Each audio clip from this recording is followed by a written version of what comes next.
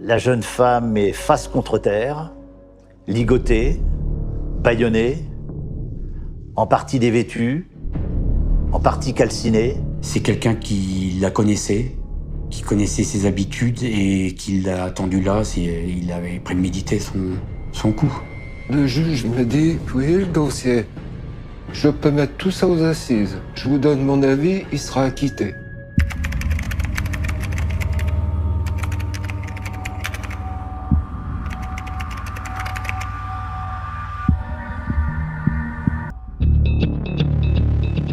Le dimanche 27 octobre 1991, le corps de Marie-Claire Bégaud est retrouvé sur les bords de Loire, dans la Nièvre. C'est une scène insoutenable pour les enquêteurs. Tout de suite, ils comprennent qu'ils sont face à un assassinat d'une violence comme la Nièvre en a jamais connue.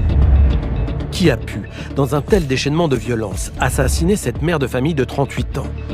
On s'est dit, c'est pas possible, quoi. C'est un cauchemar. Et on va se réveiller, c'est pas vrai.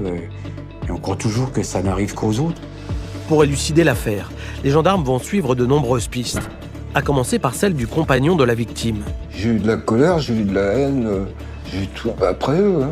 L'hypothèse d'un crime commis par un prédateur sexuel est ensuite privilégiée. La mise en scène, le corps dénudé, déjà ça parle du côté de la sexualité. Très vite, un jeune homme résidant tout près de l'endroit où Marie-Claire Bégaud a été enlevée devient le suspect numéro 1. Son rapport aux femmes est très compliqué. On se dit, bien entendu, en déduction, qu'il pourra avoir le profil. L'homme avoue le crime avant de se rétracter. Finalement, Jean-Claude Porrot reviendra sur ses aveux. Après des années d'enquête sans résultat, le dossier est clôturé. Mais un élément nouveau permet de relancer l'instruction. Peut-être que ça y est, on tient son meurtrier, on va enfin découvrir qu'il l'a assassiné. C'est en compagnie de Jean-Marc Bloch, ancien patron de la PJ de Versailles, et de Néga Ahéri, avocate pénaliste, que nous allons revenir sur cette affaire non élucidée.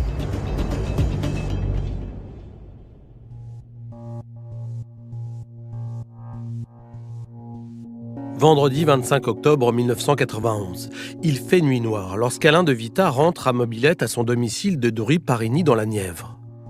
J'ai dû arriver vers 20h35 ou 45. Je suis rentré et j'ai trouvé l'intérieur de la maison comme je l'avais laissé le matin. Tout de suite, j'ai compris que c'était pas normal. À cette heure-là, sa compagne Marie-Claire Bégaud devrait être rentrée avec leur fille. Elle n'est pas là. Et on se laissait toujours des petits mots. Bah, j'ai fait ceci ou je suis parti chez ma mère. La vie, quoi. Donc, l'inquiétude s'est installée. Alain de Vita part chez ses beaux-parents. Il y retrouve sa petite fille de 2 ans. Pourquoi Marie-Claire n'est-elle pas venue comme tous les jours chercher l'enfant vers 18h30 ? Dans la foulée, j'ai téléphoné aux gendarmes et ils m'ont dit, écoutez, vous attendez 48 heures, votre femme est adulte, tout ça. Mais Alain de Vita ne peut attendre. Il sait que sa compagne, âgée de 38 ans, n'aurait pas changé son emploi du temps sans l'avertir. Il sait que tous les soirs, Marie-Claire rentre de Nevers en car, après sa journée de formation, et qu'ensuite, elle récupère sa voiture garée sur le parking de la gare de Béart. Ce soir-là, donc, Alain m'appelle au téléphone et inquiet, il me dit que Marie-Claire n'est pas rentrée à l'heure normale. Et puis, il me demande d'aller à la gare de Béart pour voir si le véhicule était toujours présent et essayer de comprendre ce qui se passait.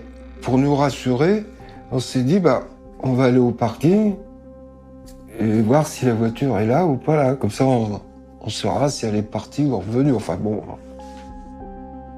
Puis la voiture était bien là. On descend. Et Christian était un petit peu, en arrière et tout.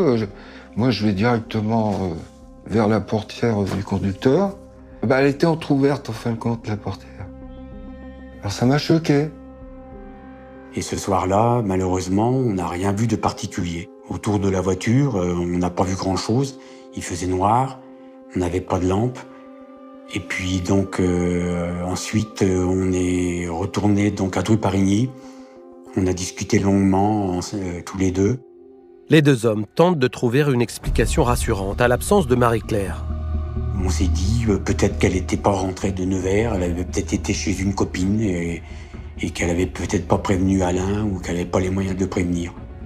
On trouve un peu bizarre quand même, c'est pas son habitude. Je pense que si elle avait eu un empêchement, un problème particulier, elle aurait, je pense, prévenu la famille ou quelqu'un, je pense. Donc on avait quand même un petit doute, on s'est dit peut-être qu'il s'est passé quelque chose. Je me disais, mais où tu es ? Où tu es, voilà quoi, tout simplement. Puis on est pressé de quelque chose. On ne sait pas. Il y a beaucoup de pensées qui arrivent, mais on ne sait pas, quoi. J'étais anxieux, quoi.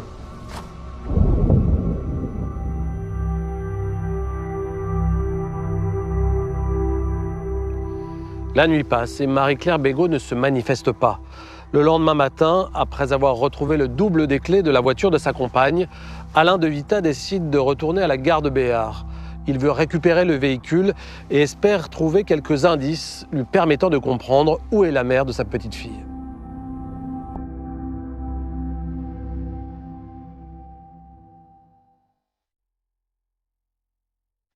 Son père m'emmène avec sa voiture, donc il faisait éclair et tout. Il me laisse à l'entrée du chemin pour aller au parking. J'y vais tout seul, ça je me rappellerai. Et le véhicule était toujours là. Et en allant vers le capot, il y avait un talus, je sais plus s'il existe maintenant, mais avec de l'herbe. Pas trop haute, mais enfin, je vois une forme noire. Et puis, curieux comme... J'y vais, et je m'approche, et je reconnais ses bottes. Ces bottes, mais alors bien posées, pas éparpillées, bien posées, comme si on les avait posées comme ça à plat, et pleines de boue. Alors là, je comprends qu'il lui arrivait un truc...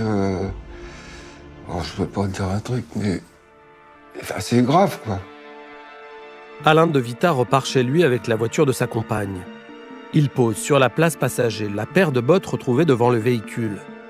À son arrivée, le père de famille prévient immédiatement la gendarmerie. Une enquête préliminaire pour disparition inquiétante est aussitôt ouverte. 35 militaires sont dépêchés sur place. Michel Lucas prend la direction de l'enquête.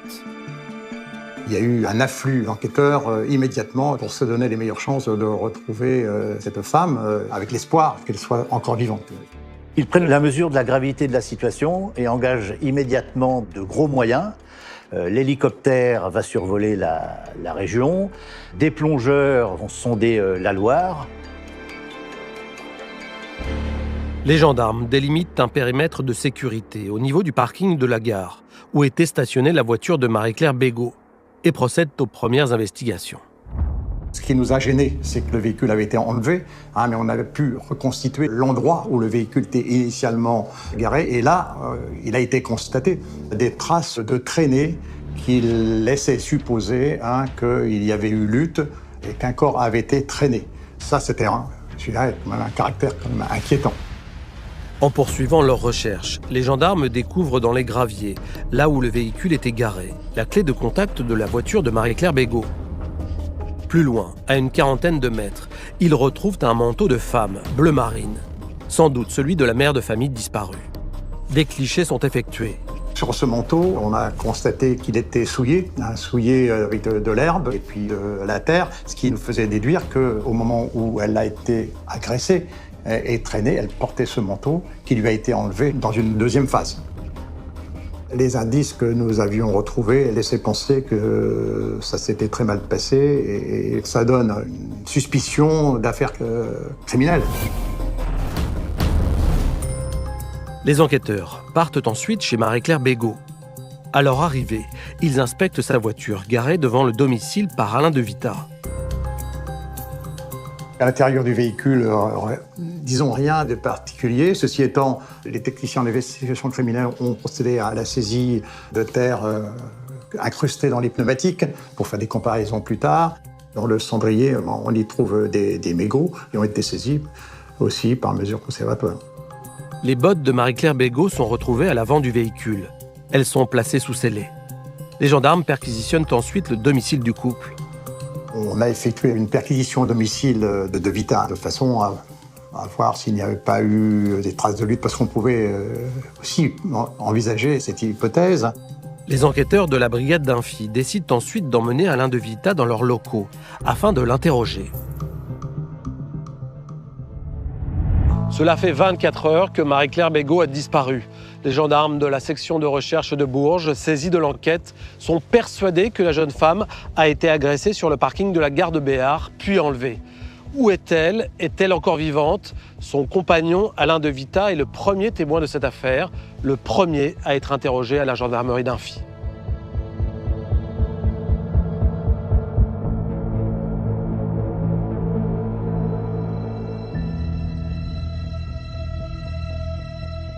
Ils m'ont demandé comment que ça se passait au niveau du couple. Alain de Vita explique qu'il vit maritalement avec Marie-Claire depuis 5 ans et que de cette union est née une petite fille âgée de 2 ans. On s'est rencontrés dans le travail. Moi, à l'époque, j'étais responsable des restaurants SNCF et elle était agent technique à la SNCF. Et ça a fait flash, mais enfin, pas un coup de foudre, mais plusieurs coups de foudre, quoi. Le père de famille expose aux gendarmes le quotidien de son couple. Lui travaille tous les jours dans la cantine d'un lycée et sa compagne a repris depuis quelques semaines une formation d'infirmière. On n'était pas riches, ça c'est clair, mais il y avait quand même 2 salaires. On allait de temps en temps au restaurant, on allait une fois de temps en temps au cinéma, mais pas... On se fâchait jamais. Jamais Non, il y a eu de violence entre nous. C'était plutôt diplomate, quoi. C'était une vie tranquille, quoi. Après plus de 2 heures d'audition, l'ambiance se durcit à la gendarmerie. Ils m'ont dit, vous avez de la famille, vous allez leur téléphoner, parce qu'à partir de telle heure, on vous met en garde à vue. Moi, je savais même pas ce que c'était une garde à vue, mais enfin bon. On dit toujours que dernier témoin, le premier suspect. Non, mais ça, c'est dans le déroulement normal de toute enquête. Effectivement, il ne faut rien négliger. Il faut commencer toujours par le milieu familial. D'autant que l'attitude du compagnon de la disparue interroge les enquêteurs. Pourquoi Alain de Vita est-il allé à la gare de Béart pour ramener le véhicule de sa femme chez eux? Ils m'ont un petit peu réprimandé en me disant « Oui, vous n'aurez pas dû aller sur place. » Les questions des gendarmes se font plus pressantes, plus précises. Dans la nuit du vendredi, vous avez fait une machine à laver. J'ai dit une machine à laver, c'était pour m'occuper parce que j'étais anxieux, il y avait du linge. C'était pour... Voilà. Alain de Vita comprend alors qu'il est le premier suspect dans la disparition de sa compagne. Je me suis pas senti une certaine faiblesse. C'est l'inquiétude et le côté anxieux qui m'a donné des forces. J'étais concentré là-dessus avec le trou béant de la disparition. À la question « Comment était habillée Marie-Claire le jour de sa disparition ?» L'homme se montre évasif. Vous reconnaissez même pas ses vêtements. Alors il me faisait passer des slips comme ça. Après, il y a eu 2-3 robes. Et là, vous reconnaissez les robes. J'ai dit non. Alors vous fouillez pas dans les armoires et tout. Moi, j'ai le respect. Comment dire, enfin, il voulait savoir si j'étais perverse ou quoi que ce soit. Le père de famille reconnaît en revanche le manteau bleu marine retrouvé à la gare de Béart comme étant celui de sa compagne. Il précise qu'elle est partie ce matin-là avec un sac de sport qui contenait ses affaires de cours. L'interrogatoire se prolonge tard dans la nuit. J'ai dit, vous me cuisinez, mais qu'est-ce qui se passe? Et puis je m'inquiétais, je leur disais, est-ce qu'il n'y a pas des hélicoptères? Enfin, je sais pas, quoi. Est-ce que vous cherchez Marie-Claire? Oui, vous inquiétez pas. Puis hop. Ils avaient une fixation sur moi, voilà. Mais je voyais pas le temps passer, en fin de compte. Même assis sur une chaise, comme ça, entouré de gendarmes et tout, ils étaient paniqués, en fin de compte. Les enquêteurs tentent de déstabiliser leurs suspects. Il y a un gendarme qui m'a dit pendant un moment, « Ah, il dit, vous la connaissez pas trop, votre femme, hein? » « Ah bon? »« Ah oui, elle a une quinzaine d'amants. Hein. » Je les ai un petit peu agacés parce que j'ai dit, écoutez, les 15 amants, bah, je fais partie des 15. Et le truc qu'il faut pas dire, mais enfin bon... J'avais beau leur dire sincèrement, je comprends qu'ils font leur travail, mais ils voulaient m'avoir, certainement. Hein. Ça m'a complètement dézingué, ça. J'ai eu de la colère, j'ai eu de la haine, j'ai eu tout après eux. Hein. Je suis innocent, quoi. Puis, Alain de Vita bénéficie d'un temps de repos. Puis ils s'en vont, tout ça, ils reviennent au bout d'un quart d'heure. Bon, on attend le médecin légiste. Il dit, il va falloir vous déshabiller. Ben, j'ai dit non. Il dit, pourquoi non? Ben, j'ai dit, vous êtes 6 ou 7, là. J'ai dit, moi, la pudeur remporte. Si je veux bien me déshabiller à poil, mais pas devant tout le monde comme ça. J'ai une éducation. Bon. Oui, mais arrêtez, hein, monsieur Vita, c'est la procédure et tout. Puis en fin de compte, bah, j'ai résisté et j'ai eu gain de cause. Le médecin légiste est chargé de trouver sur le corps du suspect des traces de lutte. Des griffures au niveau du cou attirent son attention. Des photos sont prises et versées au dossier. J'avais des poils qui rebiquaient. Donc quand je passais le rasoir, le poil rentrait. Et ça faisait des petites lésions. Selon le médecin, ces petites lésions ne sont pas significatives. Les gendarmes vérifient alors l'emploi du temps de leur suspect le soir de la disparition. Il nous a indiqué qu'il avait terminé son travail à 20h. Il était rentré à son domicile aux environs de 20h30. Et c'est là qu'il a constaté, évidemment, que sa compagne n'était pas rentrée. L'employeur d'Alain de Vita confirme cet alibi. Le compagnon de Marie-Claire Bégaud ne pouvait donc pas être à la gare de Béart quand celle-ci est descendue du car vers 18h30. Il apparaît donc que le chauffeur de car a été la dernière personne à voir vivante Marie-Claire Bégaud. Et il confirme l'avoir déposée le vendredi soir, vendredi 25, 18h25. Et après, effectivement, c'est le mystère. Un mystère complet que la garde à vue d'Alain de Vita ne permet pas d'élucider. Le père de famille est autorisé à rentrer chez lui. Jean-Marc, nous sommes sur le quai de la gare de Béart, juste à côté du parking sur lequel Marie-Claire Bégaud a été enlevée. Comme on peut le constater, cette gare n'est qu'un simple abri. Aucun employé n'y travaille. Quant au parking, c'est un lieu isolé et très peu éclairé. Dans ces conditions, il risque d'être très difficile de retrouver des témoins. Pourtant, il y a urgence à retrouver Marie-Claire Bégaud. C'est vrai qu'il y a urgence, parce que clairement, il ne s'agit pas d'une disparition volontaire. On retrouve la voiture de Marie-Claire Bégaud, la portière ouverte. À côté de cette voiture se trouve son manteau, ses bottes et les clés de cette voiture. En plus, on observe des traces de ripage à proximité de la voiture. Tout laisse penser que Marie-Claire Bégaud a été extraite de son véhicule au moment où elle voulait rentrer chez elle. Bien sûr, dans cet endroit qui est désert, comme vous l'avez dit, on peut facilement agresser, enlever quelqu'un sans que personne ne voie ni n'entende rien. Le compagnon de Marie-Claire Bégaud, Alain de Vita, est immédiatement placé en garde à vue. Pourtant, l'enquête vient à peine de débuter. Pourquoi n'a-t-il pas été entendu en tant que simple témoin ? Pour deux raisons. Tout d'abord, il fait partie du premier cercle de la victime. Or, dans les affaires de disparition, on s'intéresse tout d'abord au premier cercle. Et puis ensuite, il a un comportement pour le moins inadapté. Après avoir découvert la voiture, le lendemain, il va la rechercher, cette voiture, sans prévenir les gendarmes. Non seulement il récupère la voiture, mais il récupère également les bottes de la victime, au risque d'effacer, de transformer les traces qui se trouvaient à l'intérieur de cette voiture. Alors, est-ce qu'il l'a fait par maladresse, par imprudence ou volontairement? Ça, cette garde à vue, justement, devra le déterminer. Alain de Vita raconte aux enquêteurs qu'il a découvert les bottes de sa compagne en position droite, reposant sur leurs semelles, comme si elles avaient été déposées là volontairement. Alors effectivement, c'est très curieux. On peut tout à fait imaginer que quelqu'un perde des chaussures basses en cherchant à s'enfuir, en courant. Mais des bottes hautes, ça paraît très peu probable.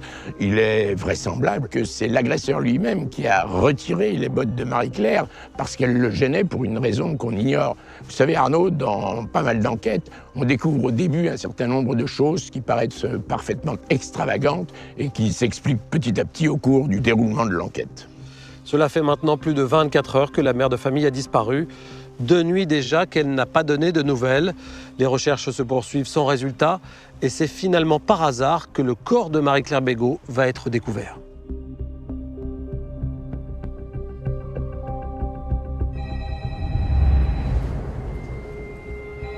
Le dimanche 27 octobre à 9h du matin, le téléphone sonne à la gendarmerie d'Imphy. Il y a un appel téléphonique d'un pêcheur qui dit avoir découvert le corps d'une femme en bordure de Loire. C'est un lieu situé sur la rive droite de la Loire qui est très fréquenté des pêcheurs. On y accède par un chemin, une toute petite route, qui borde d'un côté l'espace de stockage des déchets des aciéries d'Imphy en vue de leur recyclage et qui longe de l'autre côté le fleuve. Quand on est arrivé sur place, on constate effectivement la présence d'un corps qui est positionné en décubitus ventral, en partie dénudé, tout au moins la partie inférieure. La position du corps laissait penser que c'était un crime à connotation sexuelle. La victime porte encore ses bijoux, son pull, une ceinture et son soutien-gorge non dégrafé. Un bandeau recouvre son nez. Très vite, on a pu identifier le corps comme étant celui à Marie-Claire Bégaud. La partie supérieure du corps est brûlée. La face antérieure du tronc et une partie du visage sont carbonisées. La tête est recouverte de résidus de papier qui ont été brûlés. On voit manifestement qu'il y a des papiers qui ont servi à la combustion. Et puis, il apparaît qu'il y a un liquide visqueux qui part du corps et qui s'écoule vers le fleuve, qui laisse penser à l'utilisation d'un accélérant pour la crémation du corps. L'assassin a visiblement ouvert son sac et s'est emparé de ses cahiers et de ses livres qui lui servaient pour sa formation à Nevers pour calciner le corps de la victime. Ça fait froid dans le dos. Ça laisse à penser que l'auteur est quelque part pervers, parce que pour agir de cette manière, je pense qu'il faut l'être. Un médecin légiste est dépêché sur place pour effectuer les premières constatations. Les chevilles de la jeune femme étaient ligaturées avec un morceau de collant. Elle avait ses poignets sous le ventre également ligaturés avec l'autre partie de son collant. Et aussi à proximité, la présence d'une ficelle à côté du corps et en dessous du corps. En fin de compte, cette corde a été, sans doute avec le feu, c'est scindé en deux, qui laissait penser que le corps avait été ligoté avec ce lien. Qui a pu s'en prendre à Marie-Claire Bégaud avec une telle violence ? Une violence qui choque les enquêteurs. Je dirais, en tant qu'enquêteur, ce sont des hommes et des femmes comme tout le monde, donc il y a une certaine émotion et on imagine ce que cette femme a pu subir. Et bien entendu, c'est, je dirais, une scène un peu abjecte qu'on n'a pas envie de voir. C'est une scène insoutenable pour les enquêteurs. Tout de suite, ils comprennent qu'ils sont face à un assassinat d'une sauvagerie inouïe, d'une violence comme la Nièvre en a jamais connue. 12 militaires procèdent au ratissage des lieux environnants à la recherche d'indices. On ne retrouve pas le sac et on ne retrouve pas sa culotte. 2 choses. En revanche, à une centaine de mètres du corps, une jupe de laine verte est découverte. Un peu plus loin, un bidon d'huile de vidange est mis sous scellé. Un bidon bleu avec un point caractéristique qui avait un morceau de scotch sur le dessus. Ça, c'était un point particulier. Les enquêteurs en déduisent que c'est sans doute ce bidon d'huile qui a été utilisé par le meurtrier pour mettre le feu au corps. On a l'impression que l'assassin n'a pas cherché à dissimuler les éventuels indices et preuves contre lui. Il a laissé traîner des cahiers, des livres, le bidon. Donc c'est assez étonnant. D'un autre côté, on pense aussi à une mise en scène. Et donc, il y a beaucoup de questions qui restent en suspens à partir de ces constatations. Une chose est sûre, le meurtrier a transporté Marie-Claire Bégaud entre la gare de Béart, où elle a été enlevée, et le lieu de découverte du corps. La gare de Béart et le crassier d'Imphy sont distants d'une dizaine de kilomètres. Donc l'assassin a forcément emprunté un moyen de locomotion, une voiture. Les enquêteurs acquièrent une autre certitude. C'est un endroit qui est isolé, et donc ça donne quand même une idée que l'auteur connaissait les lieux, pouvait agir sans être vu. Les gendarmes ont maintenant la lourde tâche de prévenir la famille de Marie-Claire Bégaud. Il y a un des gendarmes, il me dit venez donc, on va vous présenter 2 pêcheurs qui ont retrouvé le corps de Marie-Claire. Alors les pauvres, oui, c'était des petits pêcheurs, et ils m'ont même pas parlé, ils tremblaient. Et moi, alors là, c'est là où je me suis effondré, j'ai dit, ça y est, c'est fini, quoi. J'avais plus rien. Vous savez, j'étais dans une bulle où je savais pas si j'allais m'en sortir. C'est le coup de massue, quoi. On se dit, c'est pas possible, quoi. C'est un cauchemar, on va se réveiller, c'est pas vrai. Et on croit toujours que ça n'arrive qu'aux autres, quoi. Mais c'était un drame, quoi. C'était terrible.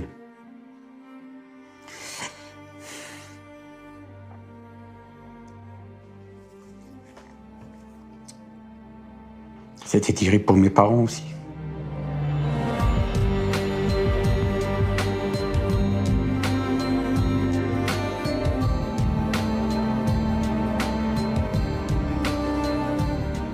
Jean-Marc, c'est ici que le corps de Marie-Claire Bégaud a été découvert. Elle était partiellement dénudée et ligotée. Elle reposait sur le ventre, ses pieds baignant presque dans la Loire. Le haut de son corps était en partie calciné, ce qui pourrait laisser supposer que le tueur a cherché à faire disparaître son cadavre.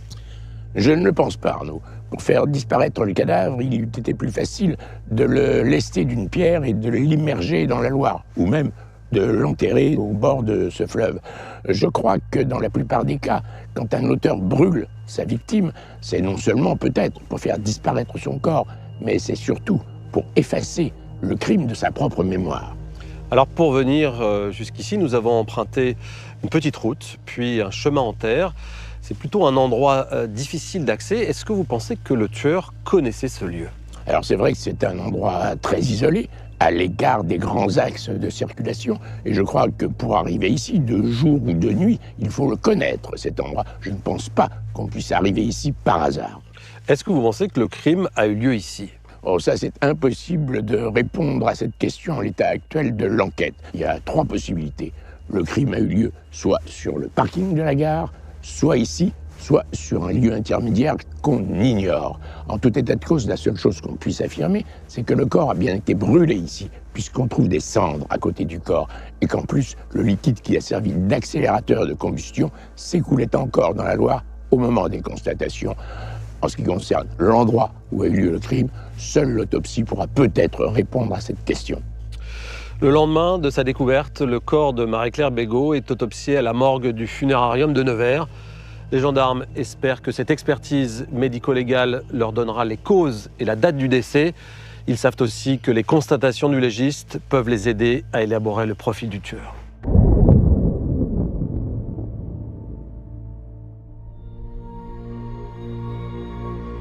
On se pose des questions, à savoir pourquoi cette crémation, est-ce qu'il y a eu des violences sexuelles, comment cette jeune femme est décédée, donc un certain nombre de questions se posent. Avant que ne débute l'autopsie, le corps est radiographié. Aucune fracture n'est décelée. Aucune trace de blessure par arme à feu non plus. L'expertise médico-légale peut ensuite commencer. On n'a pas simplement des brûlures superficielles avec des flictènes, avec des cloques, comme on dit. Mais là, on a un niveau de carbonisation sur certains tissus. Donc là, ça suppose quand même que le corps a brûlé plusieurs heures. Je dirais quand même 2-3 heures au moins avec un combustible de proximité pour qu'il y ait des traces de carbonisation aussi nettes. Des liens entravent les chevilles et les poignets de la victime. On ne voit pas de lésions susceptibles d'avoir été provoquées par un mouvement des jambes pour essayer de se libérer de ces liens, et on ne trouve pas de traces échymotiques. Donc tout ça plaiderait plutôt en faveur de liens qui auraient été posés après le décès du cadavre. L'état extrêmement délabré du corps empêche de nombreuses constatations. L'autopsie dit que les éléments d'observation qui a été soumis au légiste ne permettent pas de trancher sur l'existence de violences sexuelles. Des prélèvements permettent tout de même d'isoler des traces de sperme. Dans le cas particulier, on ne peut rien dire. Le sperme peut très bien être le sperme de son compagnon, de son amant, de je ne sais qui, et pas forcément être le sperme de l'auteur de l'homicide. L'analyse du sang de la victime révèle un taux d'alcoolémie de 0,90 grammes. Ça, c'est déjà une alcoolémie relativement importante quand même. Ça veut dire déjà plusieurs verres d'alcool. J'ai jamais vu boire de l'alcool. À la maison, on avait un petit peu de vin, de la suze. On a été invité chez des gens, elle prenait vraiment... Et de toute façon, même un peu d'alcool a été déjà... Là, à partir de là, se posent plusieurs questions. Est-ce qu'on l'a contrainte sous la menace de boire de l'alcool? Est-ce qu'on l'a forcé à boire de l'alcool? Si on l'a forcé à boire de l'alcool, on pourrait retrouver au niveau des lèvres des ecchymoses parce qu'on a porté le goulot de manière violente, voire des fractures dentaires, des choses comme ça qui laisseraient qu'on l'a forcé. Donc plusieurs hypothèses. Là, je ne sais pas si on peut trancher. Elle avait de l'alcool dans le sang, elle a bu plusieurs verres d'alcool. Les analyses établissent également que le corps a été brûlé après la mort de la victime. Mais l'expertise ne répond pas à la question principale que se posent les enquêteurs. L'autopsie ne nous a pas aidés, pour la bonne raison que l'autopsie n'a pas permis de définir les causes de la mort. J'émets, moi, l'hypothèse d'une strangulation qui a peut-être provoqué des mécanismes syncopaux. Alors, je m'explique. On a au niveau du cou, au niveau de la fourchette carotidienne, on a un petit capteur qui s'appelle le glomus carotidien. Lorsqu'on appuie sur ce glomus, il y a parfois des phénomènes d'emballement de la régulation tensionnelle qui font que ça provoque une mort syncopale. Et c'est plutôt ça que je retiendrai, moi, à défaut de trouver des lésions déterminantes pour expliquer les causes de la mort.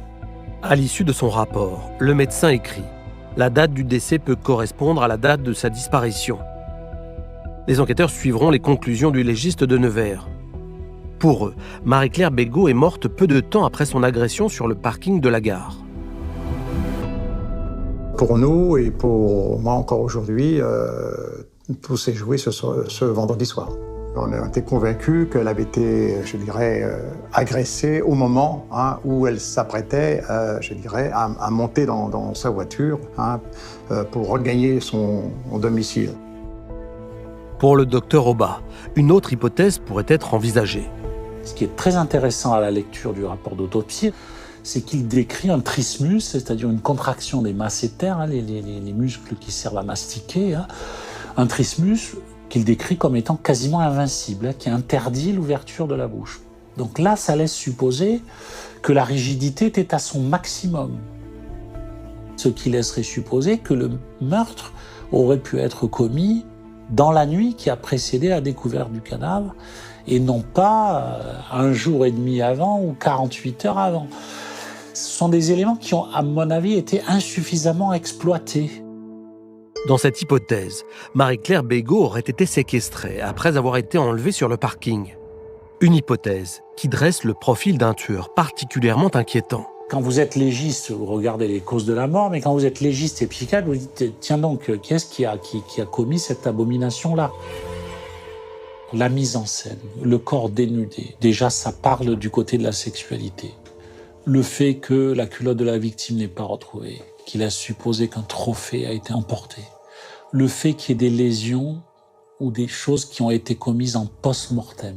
Alors ça devient des plus significatifs de la volonté de maîtrise. On maîtrise le vivant, mais on maîtrise aussi le mort. Et ça colle très bien avec quelque chose qui est nécessaire à la réalisation d'un certain processus de satisfaction fantasmatique. Les proches de Marie-Claire Bégaud sont tenus informés des conclusions de l'autopsie. C'est très dur. On a du mal à comprendre comment un être humain est capable de faire des atrocités de la sorte. Vraiment, j'ai été catastrophée et puis en colère. En colère qu'il lui soit arrivé ça, parce que une femme qui était si gentille, qui était douce et tout, qu'on lui ait fait, qu'elle ait subi ça, ah non, ça c'était vraiment, c'est atroce, parce que c'est quand même, moi j'ai mieux pas imaginé, c'est quand même des trucs profondément durs. Très vite, les médias locaux se saisissent de l'affaire.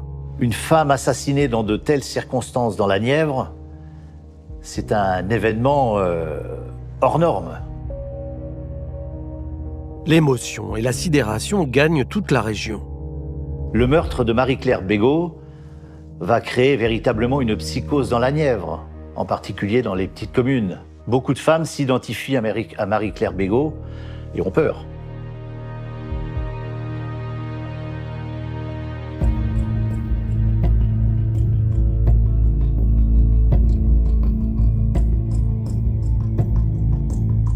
Jean-Marc, grosse déception pour les enquêteurs. L'autopsie ne répond quasiment à aucune de leurs questions. Le médecin légiste conclut tout de même que la date du décès peut correspondre à la date de la disparition. Oui, effectivement. Mais le docteur Fabien Houbat, que nous venons d'entendre, qui est médecin légiste, qui est psychiatre, expert près les tribunaux, remet en cause cette conclusion et estime que le crime peut avoir eu lieu plus tard. Ce qui supposerait donc que la victime ait été séquestrée après son enlèvement sur le parking de la gare de Béart. Et dans cette hypothèse, nous aurions affaire à un dangereux pervers, possiblement réitérant, ce qui est parfaitement inquiétant. Est-ce que la mise en scène et la violence de ce crime permettent d'évacuer l'hypothèse d'un meurtre commis par un proche ? Il y a deux choses. En ce qui concerne la violence, oui, j'ai déjà vu des crimes commis par des proches de manière extrêmement violente et accompagnés d'actes de torture et de barbarie. En revanche, en ce qui concerne la mise en scène, c'est plus rare, mais il peut arriver qu'un proche maquille le crime de manière à désorienter les enquêteurs, à essayer de les entraîner vers la piste d'un pervers. Mais Arnaud, rien n'empêche un tueur d'être à la fois proche et pervers. L'analyse du sang de la victime révèle un taux d'alcoolémie relativement élevé. Pourtant, les proches de Marie-Claire Bégaud déclarent qu'elle buvait rarement et peu. Est-ce que vous pensez que le tueur l'a forcée à boire pour tenter d'abuser d'elle ? Alors oui, c'est tout à fait possible, mais ça me paraît difficile à réaliser. Et il se peut tout à fait, Arnaud, que la victime ait bu de son plein gré avant d'être assassinée. Vous savez, Arnaud, les enquêtes criminelles révèlent souvent des facettes, des traits de personnalité, des comportements de la victime qui sont ignorés de tous et même de leurs plus proches. Les gendarmes de la section de recherche de Bourges sont très marqués par la sauvagerie du meurtre. La scène de découverte du corps, particulièrement macabre, révèle, comme vous l'avez dit, la dangerosité extrême du tueur. Il y a donc urgence à l'identifier. L'une des premières choses à faire est de fouiller l'existence de Marie-Claire Bégaud. Quelle vie menait-elle ? Qui fréquentait-elle ? Avait-elle des ennemis ?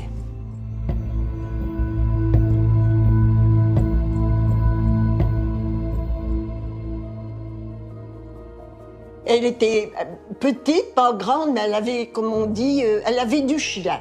Elle avait des beaux yeux noirs pétillants et elle était très gracieuse. C'est quelqu'un qui avait tout le temps le sourire, qui était tout le temps joyeuse. C'était une personne qui aimait beaucoup la nature. Je me souviens qu'on allait souvent cueillir des coquelicots, des marguerites avec ma maman. Elle est aimable avec tout le monde. Elle voudrait que tout le monde soit heureux. Elle est gentille avec tout le monde, je veux dire. Elle est humaine. Elle est humaine. Marie-Claire Bégaud grandit dans la Nièvre, dans une famille de 10 enfants. Une famille nombreuse, mais bon, à l'époque, on était heureux, je crois. La jeune femme travaille en tant que femme de ménage à la SNCF. Au début, elle servait à la cantine SNCF. Et puis, je faisais la comptabilité de la cantine. Et c'est comme ça qu'on s'est connus. Voilà, puis elle était toute seule. Elle sortait d'une déception amoureuse, voilà. Et puis moi, j'étais veuve et la solitude nous a rapprochés. Après plusieurs déceptions sentimentales, Marie-Claire Bégaud rencontre Alain de Vita sur son lieu de travail.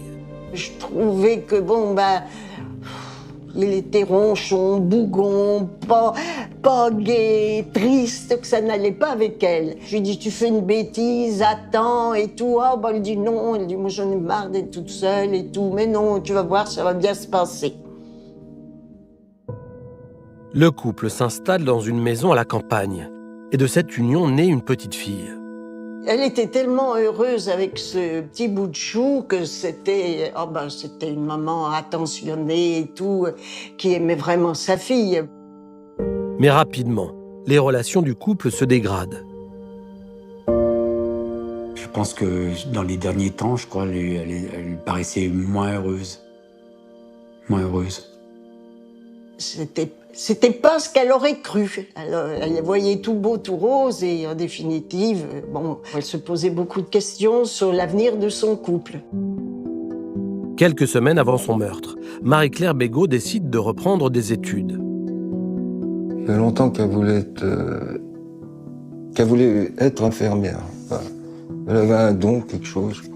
Elle voulait avoir un métier pour sa fille et elle voulait s'en sortir pour elle. Les obsèques de la mère de famille sont célébrées à l'église d'Imphy. Ouais, c'est le jour de mon anniversaire.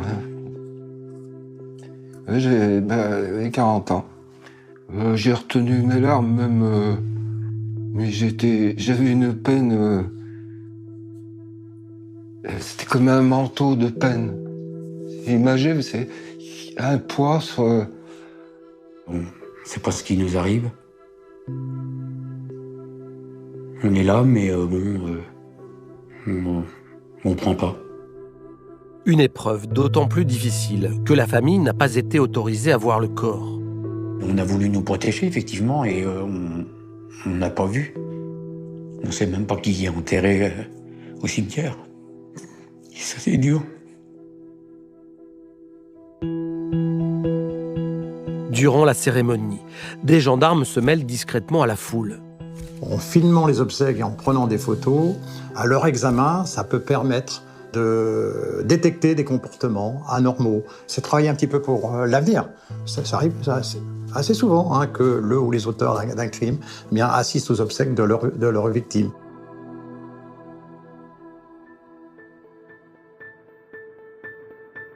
Négarre, le mardi 29 octobre 1991, soit 2 jours après la découverte du corps de Marie-Claire Bégaud, une information judiciaire est ouverte contre X du chef d'assassinat.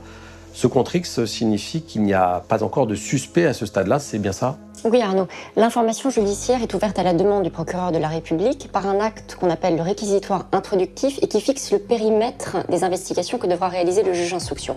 Alors lorsque le procureur a connaissance de l'identité d'un suspect contre qui il existe des charges suffisantes pour le mettre en examen, l'information judiciaire sera ouverte contre cette personne nommément visée. En revanche, étant que l'identité du suspect demeure inconnue, l'information judiciaire sera ouverte contre X. Alors pour revenir à notre affaire justement, parce qu'à ce stade des investigations, aucun suspect n'était encore identifié, le réquisitoire introductif ne pouvait viser personne et l'information judiciaire était nécessairement ouverte contre X. Négarre, l'enquête de personnalité révèle toute l'intimité de Marie-Claire Bégaud. Les gendarmes multiplient les auditions de témoins et fouillent dans la vie de la victime. Ils ont notamment étudié ses comptes bancaires et ceux de son compagnon, Alain de Vita. Est-ce que les enquêteurs peuvent avoir accès à toutes les données personnelles de la victime ? Le juge d'instruction, qui procède à tous les actes nécessaires à la manifestation de la vérité, peut être amené en effet à vouloir réunir les informations relatives à la victime, par exemple ses données bancaires et ou médicales. Simplement, si les établissements bancaires sont tenus de délivrer ces informations, le médecin, lui, peut opposer le secret médical et le juge d'instruction peut contourner ce refus en procédant à une perquisition au sein de son cabinet. Ceci étant dit, pour revenir à notre affaire, le juge d'instruction n'a pas considéré nécessaire de consulter le dossier médical de la victime.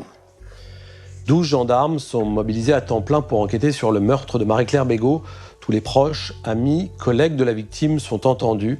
Les passagers du train et du car qu'elle emprunte chaque jour également. Par ces auditions, les enquêteurs cherchent à retracer la dernière journée de la victime.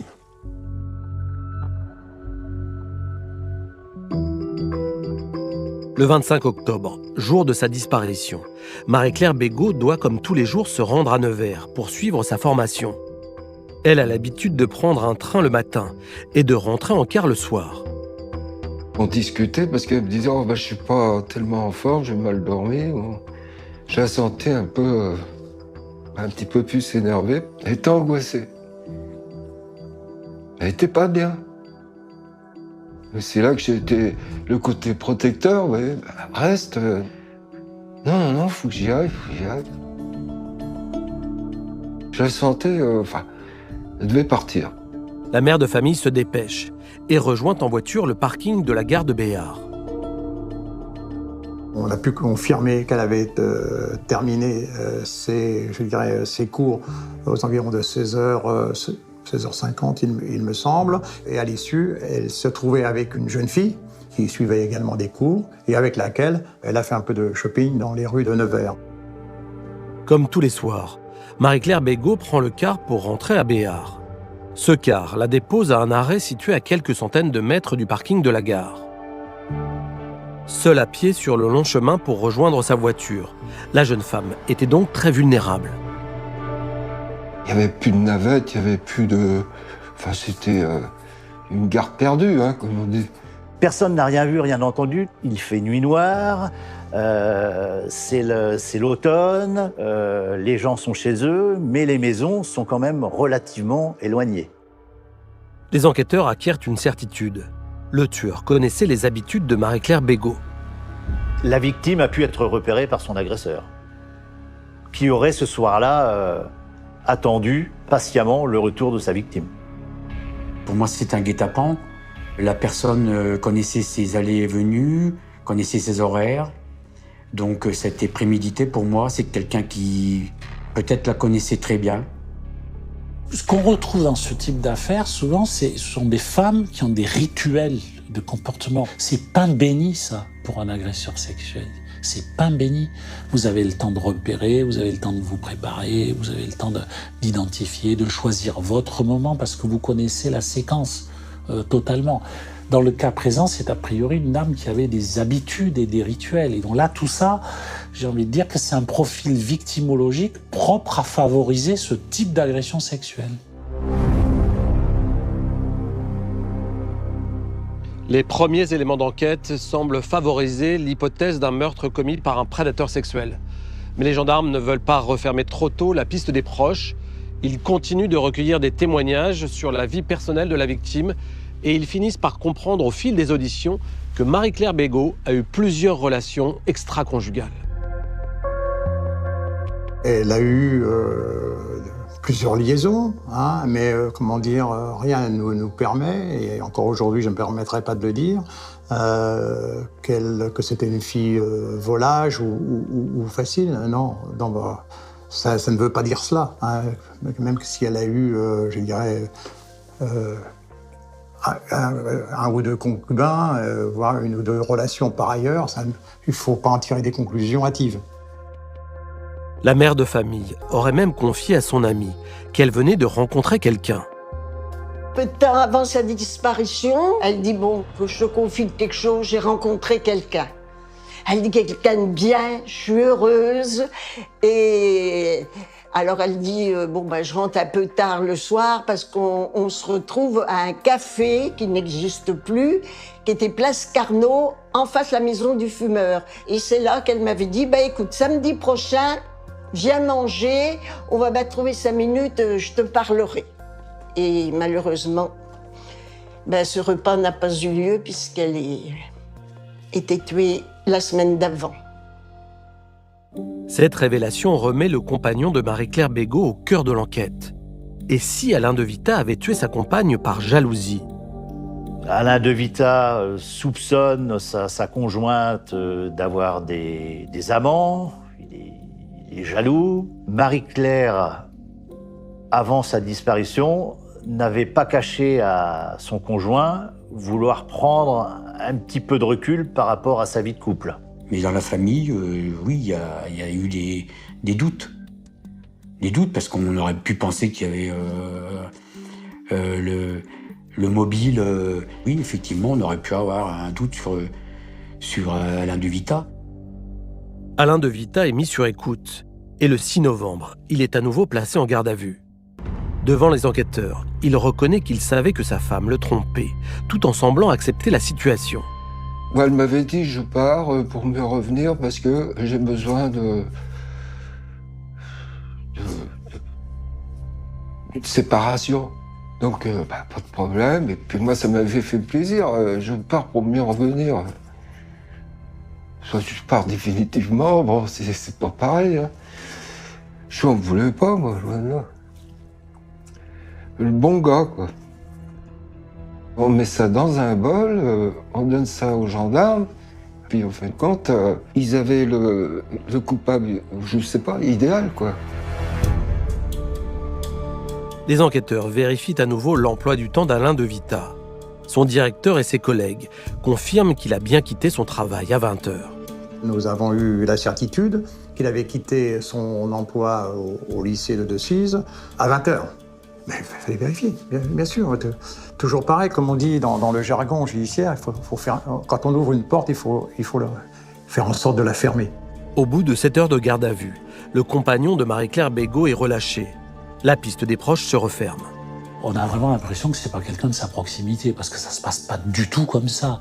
C'est beaucoup plus simple, c'est beaucoup plus décanté, c'est une exaspération violente, c'est une jalousie. Vous tuez sous l'effet de l'impulsion, vous abandonnez le cadavre, et éventuellement vous reprenez vos esprits, vous essayez de dissimuler un peu l'identification du cadavre, mais vous n'allez pas la tâcher en post-mortem, vous n'allez pas la dénuder, à moins d'être très malin et de dire « je vais transformer la scène en scène propre à laisser supposer que c'est un tueur en série », ça devient compliqué.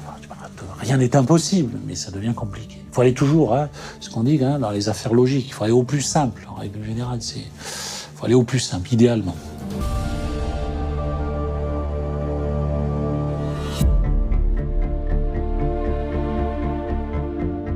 Après avoir écarté la piste des proches, les investigations se recentrent sur celle d'un prédateur sexuel. Les habitants de Béart sont entendus. Ce résident près de la gare intéresse tout particulièrement les gendarmes. C'est alors que les enquêteurs vont faire une découverte importante, leur permettant de mieux cibler leurs recherches.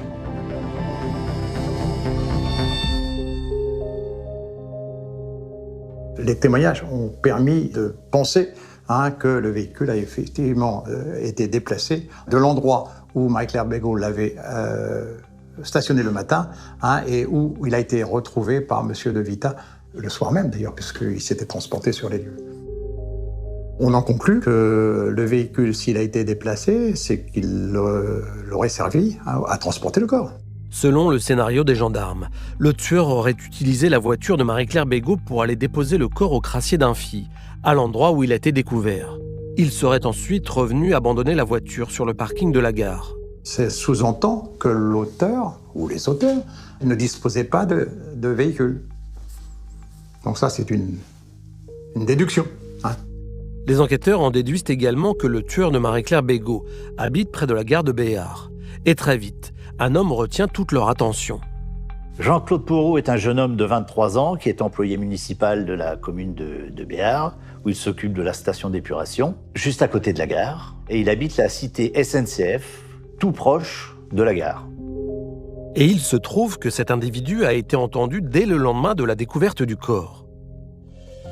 Jean-Claude Porot va se présenter de lui-même à la gendarmerie une première fois pour signaler qu'il a vu la voiture de Marie-Claire Bégaud le matin sur le parking face à la gare. Les enquêteurs s'interrogent, pourquoi une telle déclaration? Et il revient à la gendarmerie peu de temps après pour signaler qu'il a vu le jour de la disparition de Marie-Claire Bégaud une voiture blanche circuler à vive allure sur le parking. Mais il ne l'a pas signalé le premier jour. Encore bizarre. Également entendu par les gendarmes, le père de Jean-Claude Porot affirme avoir vu Marie-Claire Bégaud à plusieurs reprises, en pleine relation sexuelle. Toujours avec le même homme, toujours dans sa voiture stationnée devant la gare. Il décrivait Marie-Claire Bégaud comme étant une fille facile. Ça pouvait être aussi des éléments pour nous écarter de l'environnement proche de cette famille. Les enquêteurs ont le sentiment que cet homme cherche à les envoyer sur une autre piste pour dédouaner son fils. Cette attitude attise leurs soupçons. Le 3 décembre 1991, Jean-Claude Porot est placé en garde à vue. Il admet qu'il connaît Marie-Claire Bégaud et il sait qu'elle stationne sa voiture près de la gare de Béart tous les jours. Donc effectivement, il a pu la repérer. Et surtout, il connaît le crassier d'Imphy, où il est allé régulièrement pêcher. Il coche pas mal de cases aux yeux des enquêteurs. D'autant plus que la personnalité de Jean-Claude Porot se révèle vite particulièrement inquiétante. Son rapport aux femmes est très compliqué, à savoir qu'il avait manifestement des problèmes d'ordre sexuel pour obtenir des rapports avec les femmes.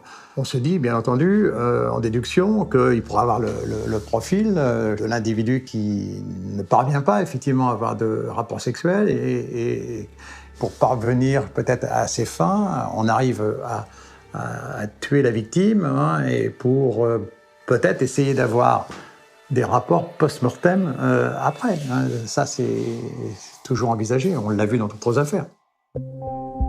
Les enquêteurs vérifient ensuite l'alibi de leur suspect le jour de la disparition de Marie-Claire Bégaud. Il dit avoir travaillé le matin, l'après-midi regarder la télévision et le soir être allé jouer à la belote chez sa sœur. Et sa sœur va dire qu'en aucun cas, Jean-Claude Porot n'était à son domicile ce soir du 25 octobre 1991. Mais l'homme nie fermement toute implication dans le meurtre. Et la perquisition de son domicile n'apporte aucun élément permettant de le mettre en cause. La garde à vue prend fin.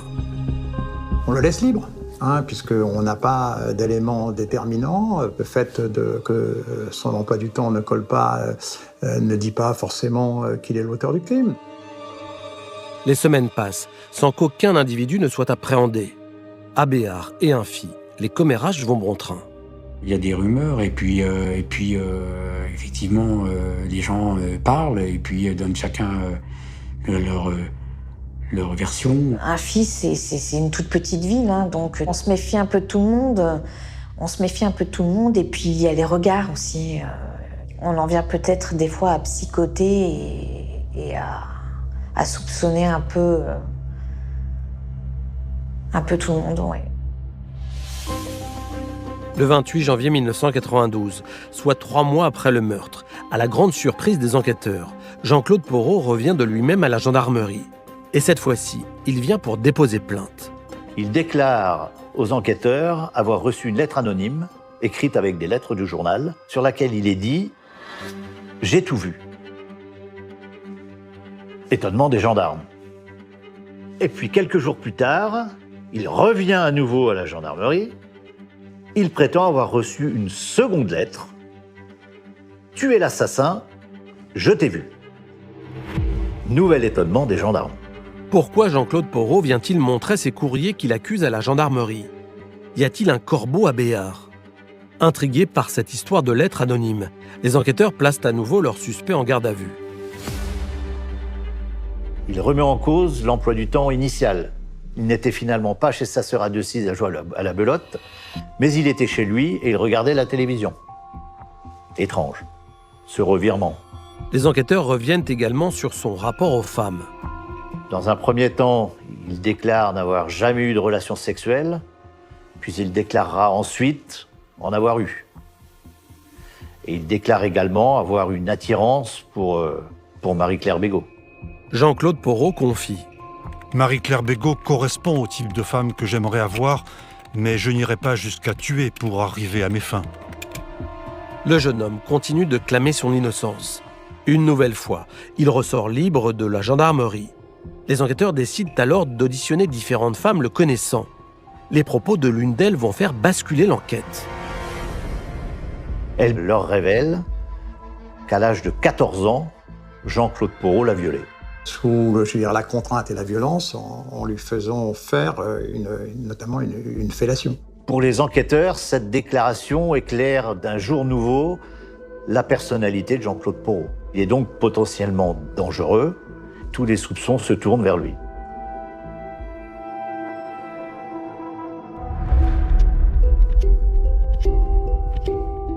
Négard, en menant l'enquête sur le meurtre de Marie-Claire Bégaud, les gendarmes entendent un témoin qui accuse leur suspect de viol.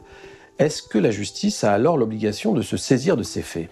Non, Arnaud, il existe un principe qu'on appelle l'opportunité des poursuites et qui laisse au procureur de la République la faculté de choisir d'entamer ou non des poursuites.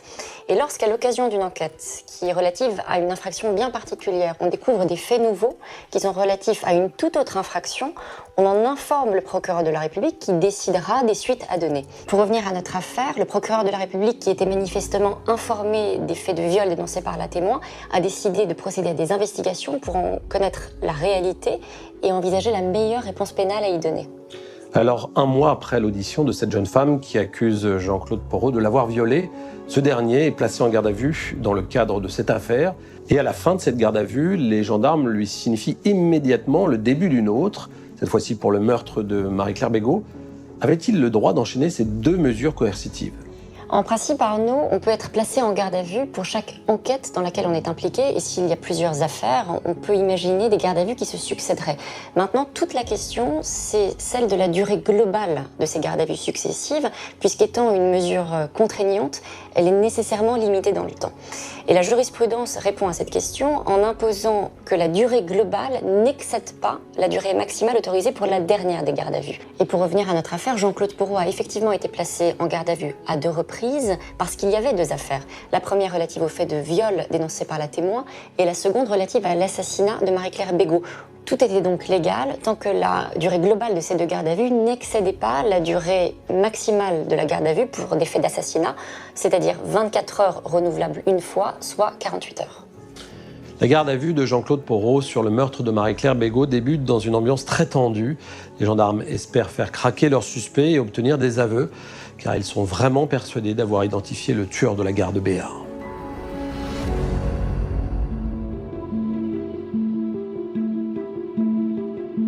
Là, on rentre dans le vif du sujet, c'est-à-dire qu'à savoir qu'on le considère comme suspect numéro 1. Jean-Claude Porrot continue à nier farouchement être l'auteur du crime. Pour tenter de déstabiliser leur suspect, les enquêteurs lui posent une nouvelle question. Si c'était vous, comment vous auriez agi ?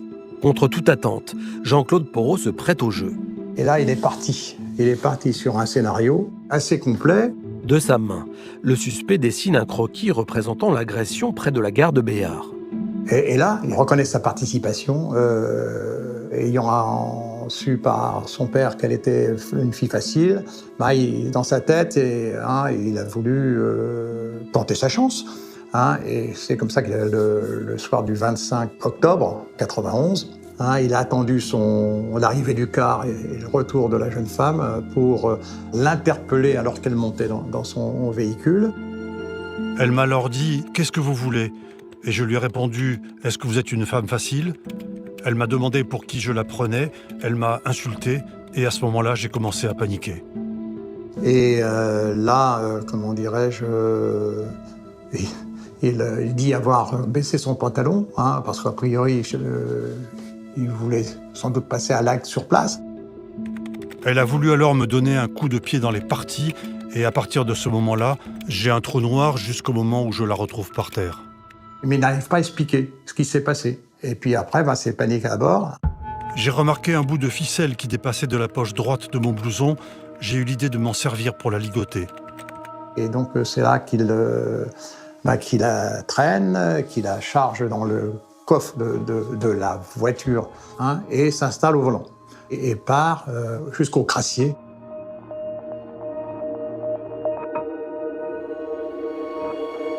Je l'ai prise par les hanches pour la mettre dans la position dite levrette.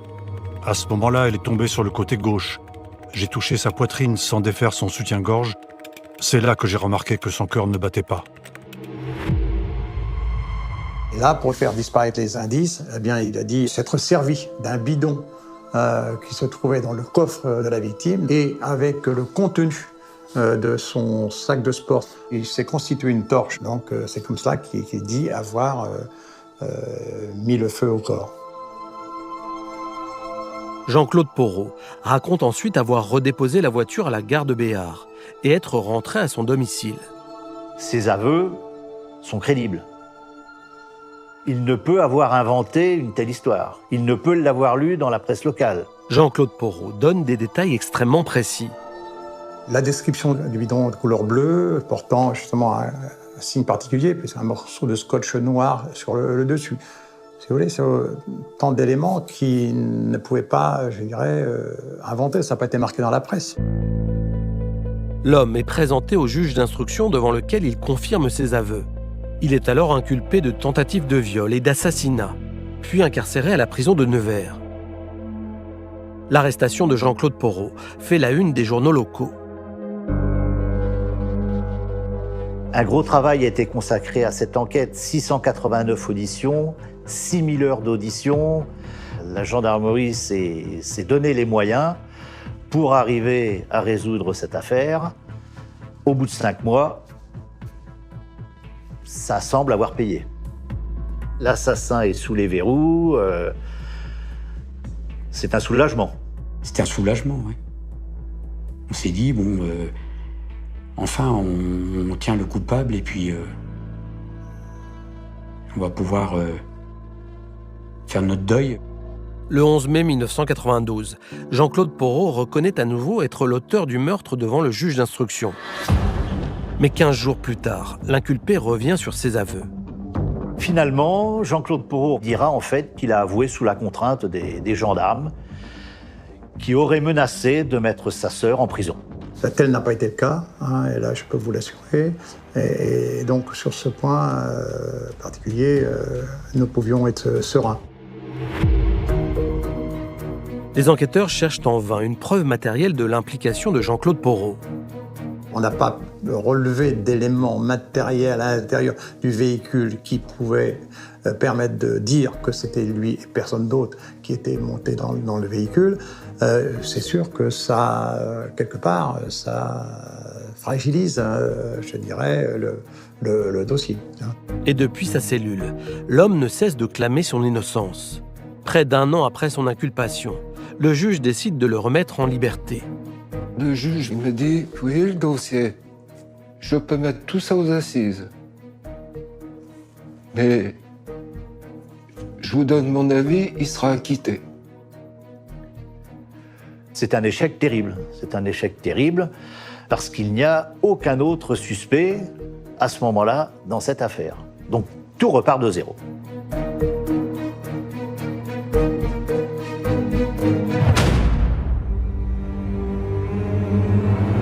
Jean-Marc, Jean-Claude Porrot a été inculpé, comme on disait encore à l'époque, du meurtre de Marie-Claire Bégaud, après avoir avoué les faits, mais très rapidement, il s'est rétracté et sa mise en accusation s'est retrouvée fragilisée. Alors que doit-on croire? Ses aveux très précis ou ses rétractations? Alors les aveux de Jean-Claude Porrot sont effectivement extrêmement circonstanciés et détaillés. Il donne des précisions qui ne sont jamais parues dans la presse et que donc seuls les enquêteurs et l'auteur des faits connaissent. Alors il y a 2 possibilités. Soit il a réellement participé aux faits, soit il a répondu à des questions qui contenaient quelque part en elles-mêmes la réponse qui était attendue par les enquêteurs, qui correspondait à leur constatation. Ce que vous nous dites, Jean-Marc, c'est que les enquêteurs ont pu, d'une certaine façon, influencer les réponses du gardé à vue. Oui, Arnaud, absolument. Il y a 2 types de questions. Les questions dites ouvertes, où on laisse celui qu'on entend dérouler son histoire, et les questions dites fermées, qui en elles-mêmes contiennent la réponse qu'on espère, la réponse qu'on attend. Je vais vous donner un exemple, Arnaud. Exemple de question ouverte. Comment était habillée Marie-Claire Bégaud le matin de sa disparition? Là, vous me répondez ce que vous voulez. Autre manière de poser cette même question. Quelle était la couleur de la jupe de Marie-Claire Bégaud le matin de sa disparition? Et là, vous allez me dire, je ne connais pas la couleur de la jupe de Marie-Claire Bégaud le matin de sa disparition. Ce qui sous-entend que vous avez vu Marie-Claire Bégaud avec une jupe le jour de sa disparition, ce qui change tout. Je crois qu'à cette époque, le contenu des questions ne figurait pas dans les procès-verbaux d'audition. Effectivement, le libellé des questions n'était pas retranscrit sur les PV. On voyait au maximum des SI, ce qui voulait dire surinterpellation. Donc, comme il n'y avait pas d'avocat, il n'y avait pas de caméra non plus qui enregistrait ces dépositions, on ne pouvait pas savoir de quelle manière le récit du mis en cause était construit. Alors après les rétractations de Jean-Claude Porrot et en l'absence de preuves matérielles, le juge d'instruction décide de remettre en liberté l'inculpé. Il explique à Alain de Vitat que son dossier est trop fragile pour un renvoi en cour d'assises. Qu'est-ce que vous en pensez ? Alors que Jean-Claude Porot soit remis en liberté, aucun problème. Mais que dès à ce moment-là, le juge d'instruction estime qu'il pourrait être acquitté devant une cour d'assises, c'est un peu rapide. Je vous rappelle, Arnaud, que les faits, au moment de cette déclaration, n'ont eu lieu qu'1 an et demi avant. Et je pense que des investigations plus poussées, des investigations complémentaires, pourraient permettre de confirmer ou d'infirmer sa participation à ce meurtre. L'enquête se poursuit sans qu'aucune autre piste n'émerge du dossier. C'est alors qu'une nouvelle affaire criminelle va venir bouleverser l'enquête. Une jeune femme de 20 ans, Mathilde Girardot, suit un stage de monitorat. Et le 24 avril 1993, elle se trouve le long du canal latéral à la Loire à Chevenon, une petite commune à côté de Nevers, et elle disparaît.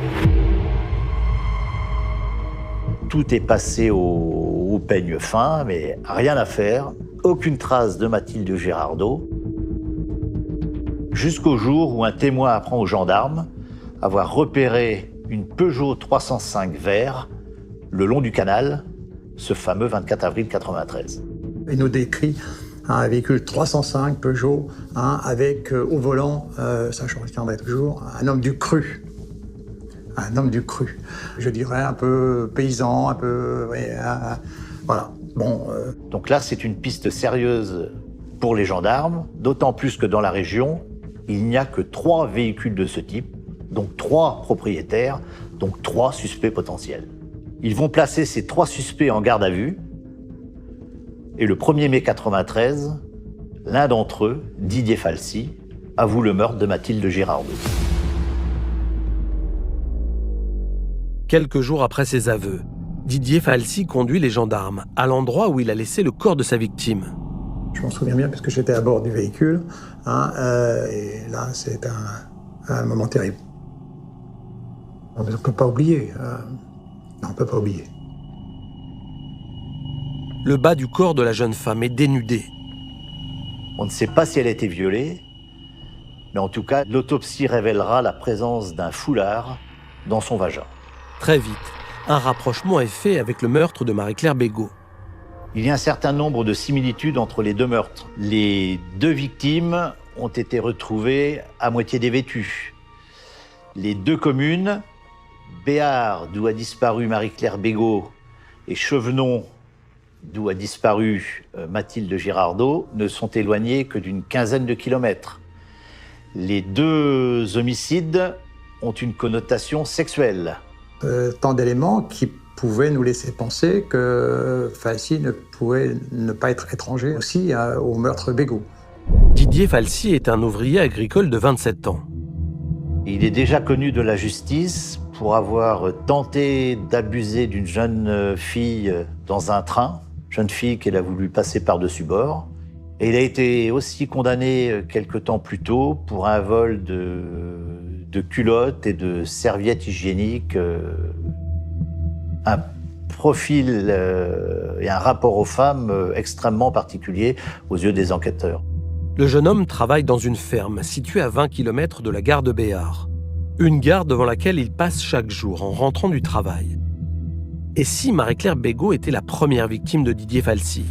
C'est possiblement son premier acte. Vous avez un acte isolé, mais qui, à mon avis, contient tous les ingrédients, j'ai envie de dire, d'un potentiel tueur en série. Ça pourrait laisser plaider en faveur de troubles psychiatriques aussi. Le père de Didier Falcy dit de son fils qu'il est malade mentalement et qu'autant il a noté un changement de comportement après le meurtre de Mathilde Girardot, mais il n'en a pas noté après le meurtre de Marie-Claire Bégaud. Selon lui, la piste de son fils ne tient pas. L'employeur et les collègues de Didier Falcy confirment qu'il est bien parti de son travail à 18h, le jour du meurtre de Marie-Claire Bégaud. Alors, avait-il le temps d'être à la gare de Béart à 18h25 ? Les enquêteurs décident d'effectuer un chronométrage entre la ferme où il travaille et la gare. Les gendarmes ont estimé qu'à allure modérée, on pouvait faire le trajet en 19 minutes.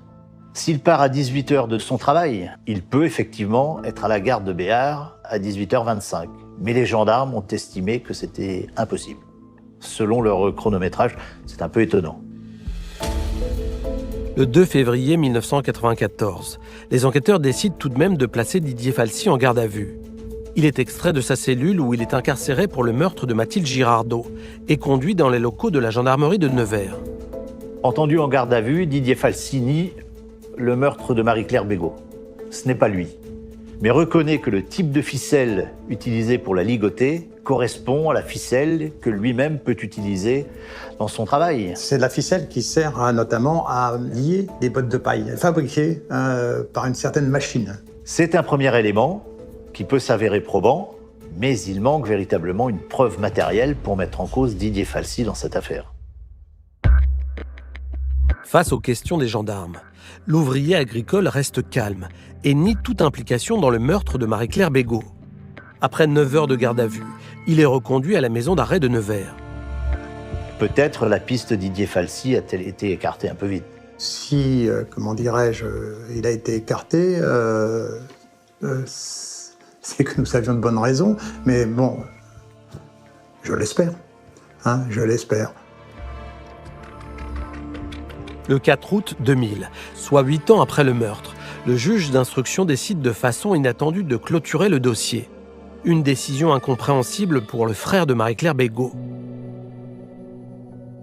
C'est un sentiment d'injustice et puis on se dit qu'est-ce qu'on peut faire, est-ce qu'on laisse tomber, est-ce qu'on essaye d'oublier et puis c'est dur quoi, c'est dur.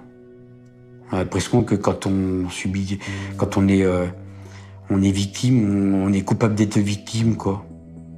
Ça dérange.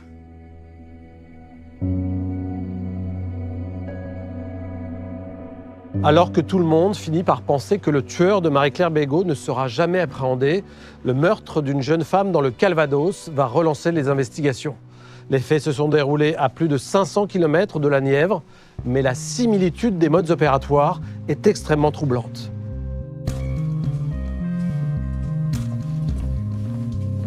Je suis affecté, moi, à la brigade de recherche de Nevers à l'époque, en qualité d'enquêteur.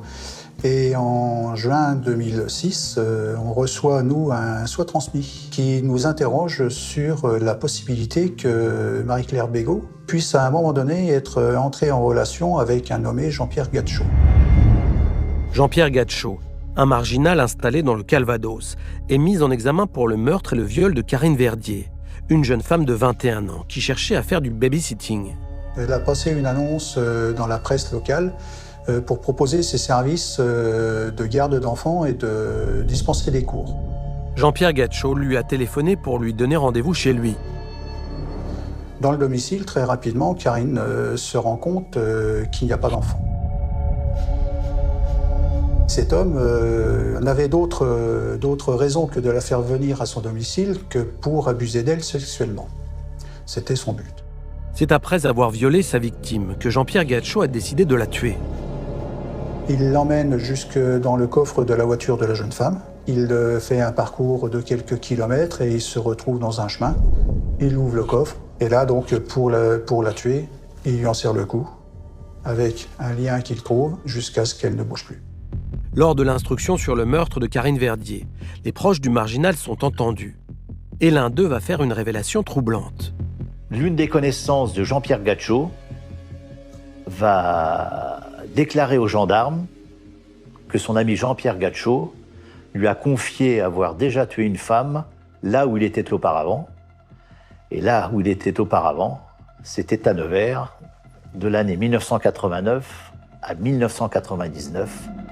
C'est-à-dire précisément à l'époque du meurtre de Marie-Claire Bégaud. Et c'est le seul meurtre de femme, à la connaissance des gendarmes, qui reste non élucidé. Rapidement, de nombreuses similitudes entre les deux dossiers apparaissent. Les deux femmes ont été retrouvées les mains et les pieds liés. Et comme Marie-Claire Bégaud, Karine Verdier a été étranglée. On observe aussi une autre chose, c'est que la partie du buste ne présente aucun désordre. J'ai le soutien-gorge qui est attaché, donc on ne trouve aucun désordre et manifestement aucun intérêt de l'agresseur pour cette partie haute du corps de la victime. J'ai aussi sur ces deux affaires la probabilité que l'auteur utilise le véhicule de la victime pour pouvoir déplacer la personne. Un autre élément frappe les enquêteurs. Dans les deux affaires, la culotte de la victime a disparu. Cette absence de culotte, effectivement, fait partie des choses qu'on a remarquées et qui nous ont conduit à solliciter l'ouverture d'une enquête préliminaire. Après la condamnation à perpétuité de Jean-Pierre Gatchot pour le meurtre de Karine Verdier, les gendarmes cherchent à établir s'il a également tué Marie-Claire Bégaud en 1991. Jean-Pierre Gatchot, en 1991, c'est un homme qui va avoir une trentaine d'années. Cet homme vit sur le quai des Mariniers à Nevers. Ses journées sont surtout occupées à traîner. Il ne travaille pas de façon sérieuse et surtout continue. Et on comprend qu'il se met au travail que quand il y est invité par l'administration pénitentiaire. Jean-Pierre Gatchot est un marginal qui arpente les rues de Nevers à longueur de journée avec ses chiens. Et il passe son temps surtout à essayer de se faire des conquêtes féminines, puisqu'il n'hésite pas à draguer toutes les femmes qu'il va rencontrer, mais qui seront dans son type brune et bien faite. Voilà, physiquement agréable. Et s'il a le malheur d'être conduit, à ce moment-là, il se montre très odieux avec les femmes qui se permettent de ne pas le désirer. Il les insulte et va jusqu'à effectivement être virulent, particulièrement virulent. Alors est-il possible que cet homme ait croisé Marie-Claire Bégaud ? Jean-Pierre Gatchot aurait pu repérer Marie-Claire Bégaud dans les rues de Nevers. La jeune femme, quand elle quittait son lieu de stage, traversait le centre-ville pour rejoindre son car, place du Champ de Foire. Il aurait pu l'aborder à ce moment-là. Une hypothèse qui pourrait être confortée par une anecdote que Marie-Claire Bégaud avait racontée à son conjoint Alain de Vita. Quand elle prenait le bus, je sais pas, il y a un ou 2 mois avant, elle m'avait dit « Oh là là, il y a un type qui me suit jusqu'au bus et tout. » Quand je lui ai demandé des nouvelles après ça, elle m'a dit « Bah ça y est, ça s'est arrangé. Il m'embête plus, enfin. » Une autre information intéresse tout particulièrement les enquêteurs. Jean-Pierre Gatchot est un habitué du bar Le Gonzague. Donc le Gonzague, c'est un bar du centre-ville de Nevers, où il a ses habitudes avec ses copains, où il est parfaitement connu du tenancier. Étrange coïncidence. Marie-Claire Bégaud fréquentait aussi régulièrement cet établissement. On m'a dit qu'il était souvent au Gonzague, oui. Et j'ai dit, bah oui, je sais qu'elle allait avec ses copines de l'école d'infirmière, là, qu'elle y allait les vendredis soirs. Souvent, ils finissaient la semaine, ils allaient là-bas. Donc, c'est vrai qu'ils ont pu se croiser. Est-il possible que Marie-Claire Bégaud ait rencontré Jean-Pierre Gatchot dans ce bar, le vendredi 25 octobre 1991 ? Ce qui pourrait expliquer le taux d'alcool retrouvé dans le sang de la victime. Ces nouveaux éléments permettent en décembre 2009 l'ouverture d'une nouvelle instruction sur le meurtre de Marie-Claire Bégaud. La presse le dit tout de suite et tout. Alors je me dis, oh là là, peut-être que ça y est, on tient son meurtrier, on va enfin découvrir qu'il l'a assassiné.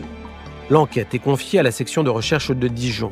Une cellule spéciale d'investigation baptisée Homicide 58 est créée. Cette cellule est chargée de reprendre toute l'affaire depuis le début et il travaille principalement sur la piste Jean-Pierre Gatchot qui, à son tour, apparaît comme un suspect sérieux. Mais les enquêteurs ne parviennent pas à prouver l'implication de leur suspect. Ils n'arrivent pas à établir de scénario crédible, d'autant que Jean-Pierre Gatchot n'a pas de véhicule, il circule dans Nevers à pied et à vélo, il s'éloigne pas trop de la ville, Béart est quand même à une vingtaine de kilomètres de Nevers, donc ça paraît difficile. Le 16 juin 2010, soit 19 ans après le meurtre, Jean-Pierre Gatchot est tout de même placé en garde à vue. Jean-Pierre Gatchot va nier les faits et dire qu'il n'a rien à voir avec le meurtre de cette femme. Voilà, ce n'est pas lui. Et que de toute manière, si c'était lui, il l'aurait avoué, puisque, ayant été condamné à la réclusion criminelle à perpétuité, il ne craint plus rien. Il sait qu'il va passer le restant de ses jours derrière les barreaux. Donc, il n'avait rien à perdre à avouer. Après 8 heures de garde à vue, Jean-Pierre Gatchot est reconduit dans sa cellule. Il n'est pas mis en cause dans le meurtre de Marie-Claire Bégaud. Et un an plus tard, le 13 décembre 2011, un nouveau non-lieu est prononcé. Si on referme un dossier, la justice, c'est froid. C'est dur. C'est cruel. Il n'y a pas de cœur.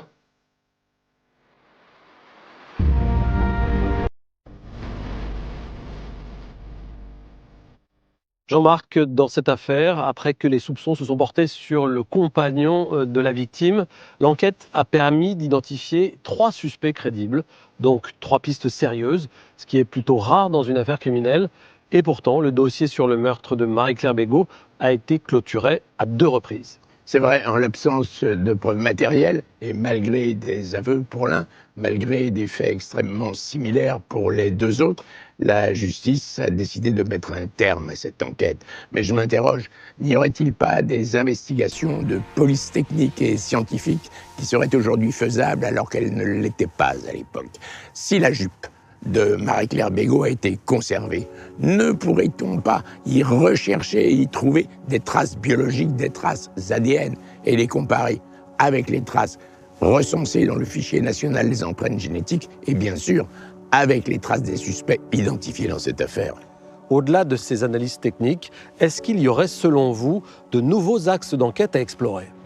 Alors Arnaud, comme nous le faisons depuis un certain temps, quand on replonge dans un dossier, on s'aperçoit qu'il y a des vides, qu'il y a des manques, qu'il y a des pistes qui n'ont peut-être pas été creusées jusqu'au bout.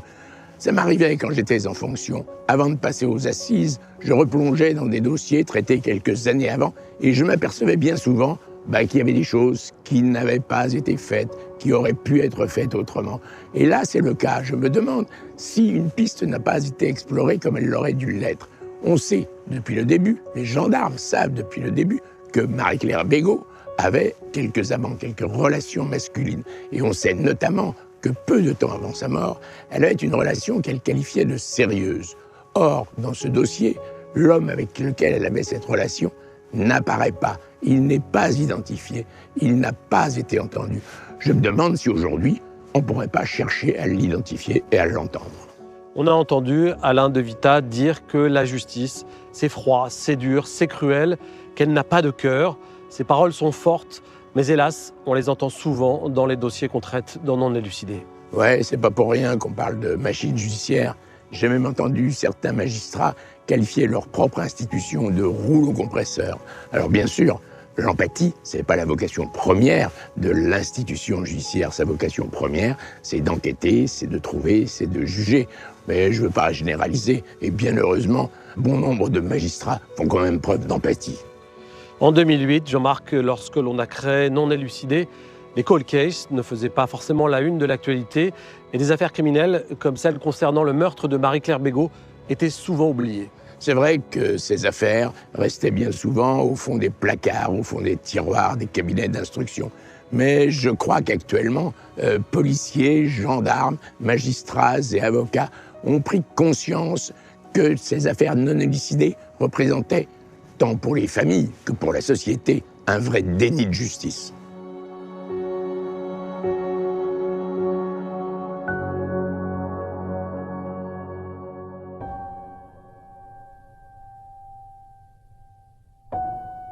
Elle me donne l'envie de vivre, Marie-Claire. C'est vrai, elle m'a donné l'envie de vivre. Je me bats pour la vérité ou pour savoir vraiment ce qui s'est passé. Ça serait quand même bien de savoir qui a fait ça. C'est pas que ça va la ramener ni rien, mais au moins de savoir qui, de mettre un nom sur cette bête sauvage qui lui a fait ça. On s'est dit que, bon, dans la nature se promène une personne qui a tué, qui a assassiné, qui a détruit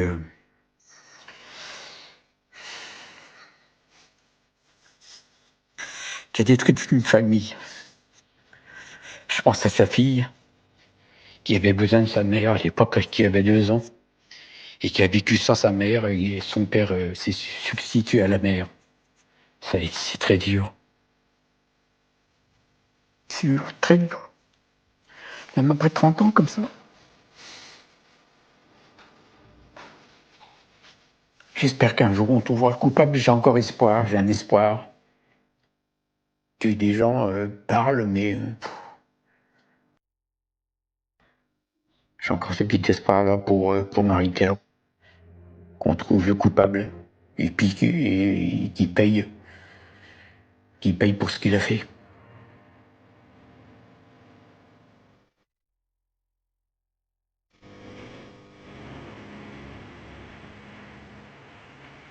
Dans tous les meurtres non élucidés, on a coutume de dire que seul le tueur connaît la vérité.